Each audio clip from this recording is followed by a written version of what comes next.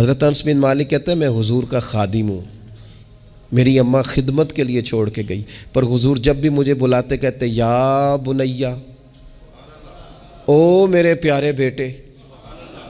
یہ خادم ہے گھر میں، بچہ خدمت گزار، اسے بھی او پیارے بیٹے، اور پاس بٹھا کے نصیحتیں کرتے حضور، کہتے دیکھنا صبح اس حال میں کرنا کہ بغض نہ ہو کسی کا، انس میرے بیٹے یہ بھی میری سنت ہے۔ حضرت ام خالد رضی اللہ تعالیٰ عنہ کہتی میں چھوٹی سی تھی، میں نے زرد رنگ کی قمیض پہنی تھی، میرے ابا جی مجھے حضور کے پاس لے گئے، کہتی کوئی عجیب ہی نور والا ماحول تھا، میں پہنچ گئی تو حضور میرا کرتا دیکھ کے نا تو کہنے لگے کتنی پیاری لگ رہی ہے بیٹی، کہتی میں حضور کی مہر نبوت سے کھیلنے لگی، میرے ابا جی مجھے کہنے لگے ادھر ہٹ یہ کیا کر رہی ہے، تو حضور فرمانے لگے ٹھہر جانا، بچے تو بچے ہی ہوتے ہیں، اسے کھیلنے دے۔ میں کھیلتی رہی اور حضور مجھے دعائیں دیتے رہے۔ کہا اللہ کرے تو یہ کپڑا پرانا کرے، کیا مطلب کہ اللہ کرے تیری عمر دراز ہو، اللہ تجھے بیٹا لمبی عمر عطا کرے۔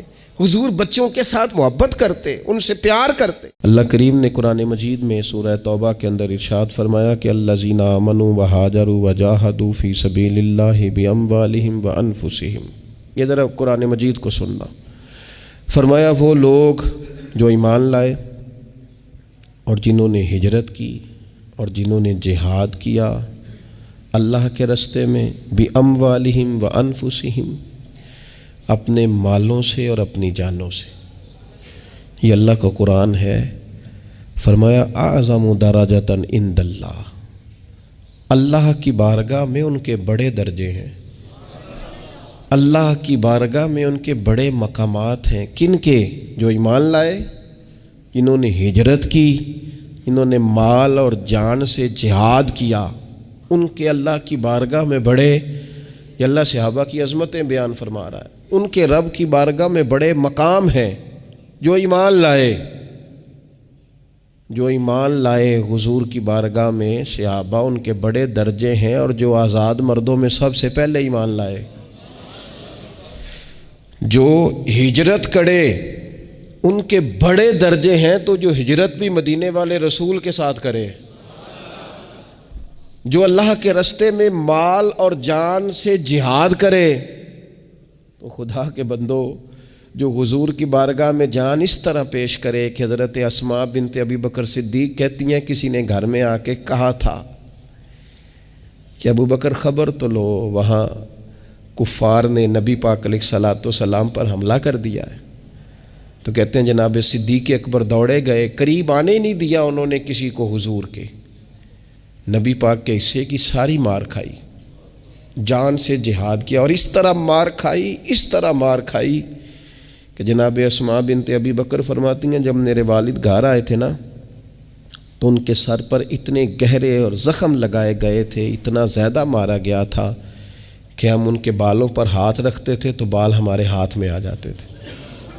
اللہ فرماتا ہے جس نے جان اور مال سے جہاد کیا، تو جس نے اپنا مال اس طرح دیا کہ سارا ہی دے دیا اور ٹاٹ کا لباس پہن لیا، رب فرماتا ہے اعظم درجۃ عند اللہ، ان لوگوں کے بڑے درجے ہیں اللہ کی بارگاہ میں، اور فرمایا واولئک ھم الفائزون، یہ لوگ کامیاب ہونے والے لوگ ہیں، ان کے بڑے مقامات ہیں، ان کے بڑے درجات ہیں۔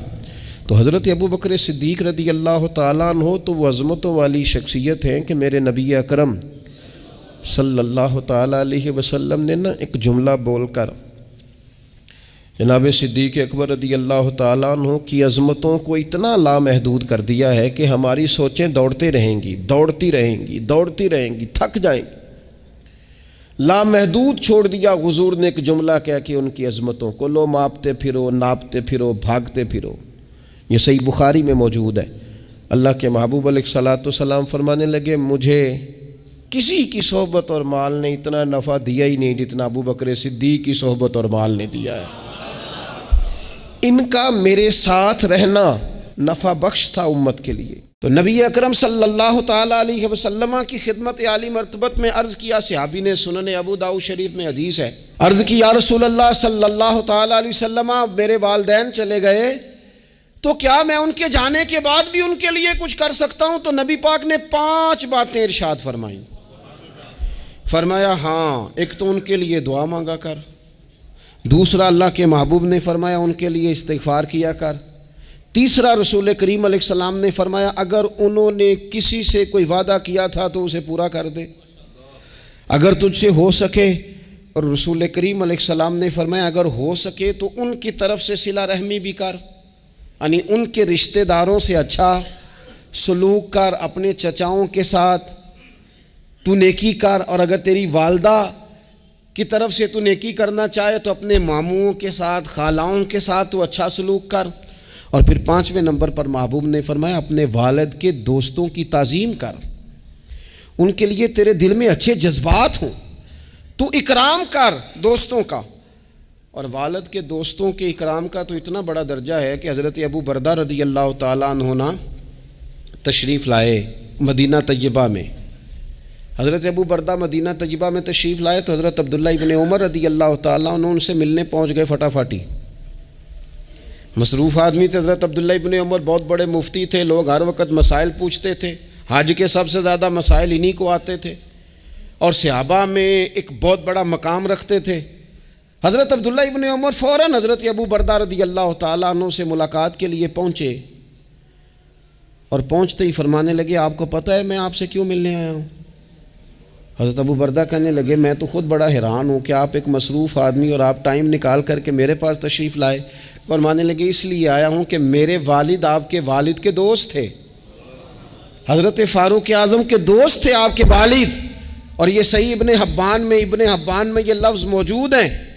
حضرت سیدنا عبداللہ ابن عمر رضی اللہ تعالیٰ عنہ فرمانے لگے نبی پاک علیہ السلام نے فرمایا ہے کہ جو اپنے والد کی قبر میں ان سے اچھا سلوک کرنا چاہے وہ والد کے دوستوں کے ساتھ اچھا سلوک کرے، وہ اس رویے کو، اس محبت کو قائم کرے، اس چیز پر خاص اہتمام کرے، خاص ذوق دے۔ ہمارے ہاں نا جی ہم جلدی سے مصروف ہو جاتے ہیں اور اپنے دوستوں کو زیادہ ٹائم دیتے ہیں، اپنا آنا جانا، اپنا اٹھنا بیٹھنا، اپنے شب و روز ان میں ہم زیادہ وقت گزارتے ہیں۔ کرنے کا کام یہ ہے کہ تھوڑا ٹائم نکال کے، تھوڑی فرصت دیکھ کر اس پر تھوڑی توجہ دی جائے۔ اسی طرح معروف روایت سیاستہ میں موجود ہے، حضرت مالک بن دار کہتے ہیں کہ میں حضرت عبداللہ ابن عمر کے ساتھ جا رہا تھا تو میں نے دیکھا ایک بدو ننگے پاؤں اور ننگے سر آ رہے ہیں۔ حضرت عبداللہ ابن عمر نے فٹافٹ انہیں اپنی سواری بھی دے دی، سیاستہ سے حدیث عرض کر رہا ہوں، سواری بھی دے دی اور پگڑی بھی دے دی۔ فرماتے میں نے عرض کی حضرت عبداللہ ابن عمر سے کہ حضور یہ بدو ہیں، یہ تو تھوڑے سے نذرانے پہ بھی خوش ہو جاتے، آپ کوئی عام معمولی سا تحفہ بھی دیتے تو راضی ہو جاتے، اور آپ نے پگڑی بھی دے دی اور گھوڑا بھی دے دیا۔ حضرت عبداللہ ابن عمر کہنے لگے یہ کوئی عام آدمی نہیں، یہ میرے والد کے دوست ہیں، اور والد کے دوستوں سے محبت کرنا یہ ہمیں رسول رحمت نے سکھایا ہے۔ حضرت عمر بہادر تھے تو بہادر لوگوں کو پسند بھی بڑا کرتے تھے۔ حضرت عبداللہ ابن زبیر چھوٹے تھے، بچوں کے ساتھ کھیل رہے تھے، اور یہ وہی حضرت عبداللہ ابن زبیر ہیں جو بعد میں امام حسین کے قاتلوں کے سامنے ڈٹ کے کھڑے ہو گئے، اور انہوں نے اعلانیہ ان لوگوں کا بائیکاٹ بھی کیا اور ان لوگوں کے ساتھ سفارا بھی ہوئے حضرت عبداللہ ابن زبیر، اور فرماتے ہیں کہ میری ماں 90 سال سے زیادہ عمر تھی حضرت اسماء بنت ابی بکر کی۔ جب میں نے انہیں کہا نا اماں وقت آ گیا ہے شہادت کا، تو میری اماں مجھے کہنے لگی پتر میدان میں رہنا، میدان میں بکرے کو ذبح ہوتے وقت تکلیف ہوتی ہے، جب اس کی کھال اتاری جائے پھر کوئی تکلیف نہیں ہوتی، ایسے ہی کمزور نہ پڑنا۔ ہمارے ہاں تو لوگ کہتے ہیں نا پتر اندروں کنڈی لے لا، ساڑھی نہیں لڑائی، وہ جب ہمارے گھر آگ آئے گی پھر اسے ہم بند کریں گے، ابھی نہ تو بالکل باہر نہ نکلنا۔ کیسے قوم آگے بڑھے گی؟ جرتیں کیسے پیدا ہوں؟ اور جو کچھ کہہ نہیں سکتے وہ منوائیں گے کیسے؟ جو بات کرنے کی طاقت نہیں رکھتے وہ اپنا منوائیں گے کیسے؟ حضرت عبداللہ ابن زبیر رضی اللہ تعالیٰ عنہ اپنے دوستوں کے ساتھ گلی میں کھیل رہے تھے، جناب عمر فاروق آ گئے۔ اب حضرت عمر فاروق کا جلال تھا، بچے ان کو دیکھ کے دوڑ گئے، حضرت عبداللہ ابن زبیر کھڑے ہیں۔ حضرت عمر قریب آئے، کہنے لگے پتر آپ کیوں نہیں دوڑے؟ حضرت عبداللہ ابن زبیر چھوٹے سے ہیں، کہنے لگے جی کیوں میں دوڑتا، میں نے کوئی جرم کیا ہے، تو میں نے غلطی کی ہے، بھلا کیوں دوڑوں؟ آرام سے کھیل رہے ہیں اور نہ ہم نے کوئی رستہ بند کیا، جگہ ہے آپ نے گزرنا تو گزر جائیں۔ چاہیے تھا نا حضرت عمر ناراض ہوتے، پر جناب عمر نے ماتھا چوم لیا، کہنے لگے کیا بات ہے بیٹا ان چیزوں پر ذرا قائم رہنا، کہنے لگے جرم کیے، کیا مطلب ہے اس بات کا کہ فلانا ہے تو دوڑ جا؟ کیوں دوڑیں جی؟ تو ہم نے جو قوم کو سکھانا شروع کیا ہے نا، دیکھیں فقر اور چیز ہے، درویشی اور چیز ہے، سادگی، لیکن ظلم سہنا اور چیز ہے۔ دنیا میں قتیل اس سا منافق نہیں کوئی جو ظلم تو سہتا ہے، بغاوت نہیں کرتا۔ اپنی زندگی میں عزم کو، ہمت کو، نظریے کو بلند کریں، مظلومانہ مزاج نہ پیدا کریں، بلا وجہ دکھ سنا کے اپنے آپ کو کمزور نہ کریں۔ یاد رکھیں، اگر ہم اپنے دکھ کسی کو سنا رہے ہیں اور اپنے آپ کو بڑا غریب ثابت کر رہے ہیں تو ایسا نہ ہو کہ ہمارے بچے اس کا برا اثر لے جائیں۔ خودداری سے جینا سکھائیں، عزت نفس سکھائیں، ہر وقت گھر کے اندر، کلاس کے اندر، اپنے دوستوں کی جمعیت کے اندر کمزور باتیں نہ کریں، رو دھو کے وقت نہ گزاریں۔ رونے سے بھی رات گزر جاتی ہے، ہنسنے سے بھی رات گزر جاتی ہے، ناشکری سے بھی دن بیت جاتا ہے اور شکر سے بھی، لیکن بس بات اتنی ہے کہ شکر والوں کا ذرا صحیح بیت جاتا ہے، ہنسنے والوں کا ذرا صحیح بیت جاتا ہے۔ زندگی میں عزم کے ساتھ، ہمت کے ساتھ لوگ جس حال میں مرنے کی دعا کرتے ہیں، معاذ اللہ، لوگ جس حال میں مرنے کی دعا کرتے ہیں، ہم نے اس حال میں جینے کی قسم کھائی ہے۔ اللہ تعالی ہمیں سمجھنے کی توفیق عطا کرے۔